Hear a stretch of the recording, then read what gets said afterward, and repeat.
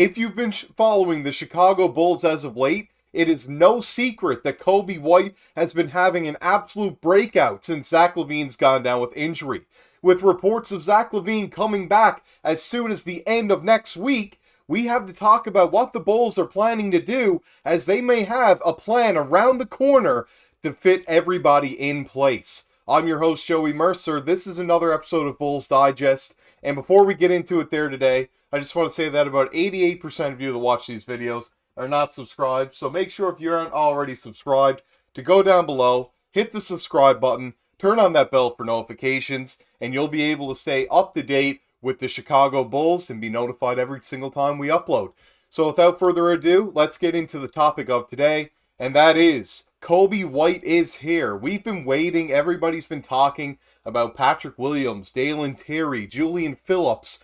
People forgot how young Coby White still is. His growth has finally got here. He's reached what potential we thought he could have when we picked him so high out of UNC a few years ago. Now, he has been absolutely phenomenal at the point guard position, and people really questioned before this year if he was going to be able to play point guard or if he was going to be kind of put in that tweener position between point guard, shooting guard, not really fitting in either one, but he's playing phenomenal right now at the point guard position, so that seems like the home for him. The article that we'll be citing is from Sports Illustrated, and the title said, "The Chicago Bulls must do all they can to keep Coby White's ascension going," says report. The Bulls must ensure Coby White continues to improve. And that's very important for this team to be very good. If Zach LaVine comes out and we are unable to find a trade suitor and just decide to go with Zach LaVine being a star player on this team once again, where he is implemented back into the lineup, we have to find a way for Coby White's growth to still be here, because even if Zach LaVine were to play the rest of this season, that is uncertain that he would be with the team next season, so you have to have a plan B. And that is a very good plan B in Coby White.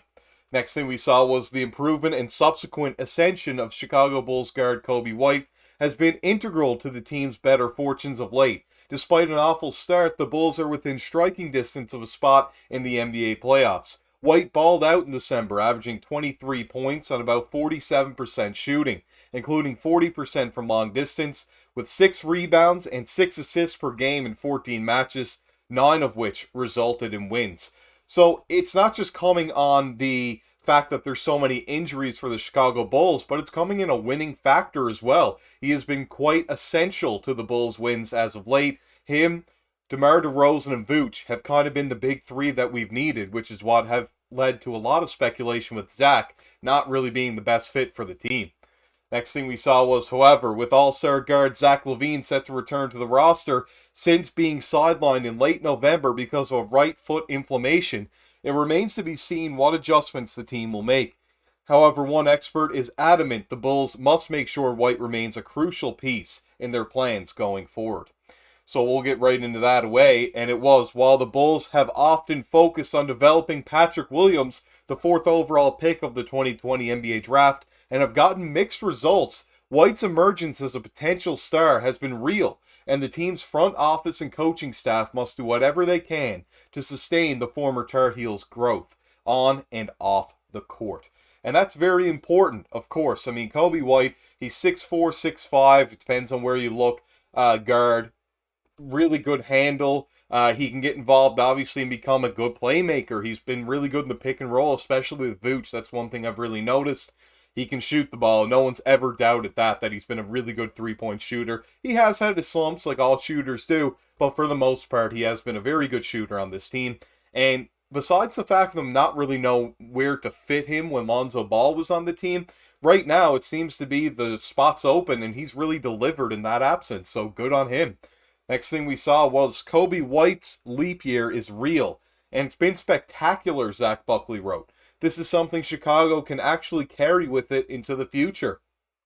His ascension has moved him into centerpiece status for this franchise. The Bulls should be doing everything they can to cultivate his growth, because nothing means more to their future now. And that's accurate. I mean, when you look at the prospects we have on this team, we have Patrick Williams, who is really up and down, but seems to have some potential. But whether or not he's going to be staying with the team with reports of trade rumors is uncertain. When it comes to Julian Phillips and Dalen Terry, they're a little bit further away. Terry is obviously a bit closer to being ready to be on an NBA roster full-time, as opposed to Phillips, because Terry's been here a couple of years now.